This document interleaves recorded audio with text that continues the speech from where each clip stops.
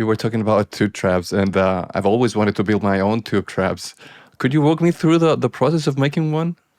Yeah, it's incredibly simple. The ones that I make are really simple. There are lots of opinions about really the best way to do this. The ones I've done are super easy, and they certainly work. You can look at the episode about the process of dealing with the acoustics of this room, and as you get towards the end, you can see what the tube traps did in this room, and it is a miraculous change.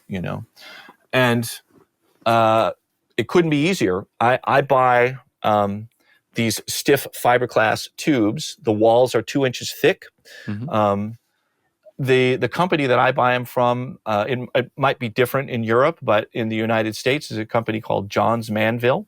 They make these things. They come in a whole variety of sizes and thicknesses, but I get 2-inch thick walls, and they can be, the outside diameter can be anywhere from 12 inches to 20 inches. And so, the bigger the tube, the farther down in the frequency spectrum it will reach and absorb. And so, but they're very broad band. They're not tuned to a specific frequency. It's just if you get a larger diameter tube that's also taller, that sort of place where it's absorbing will shift lower, but it's a very broad absorption pattern.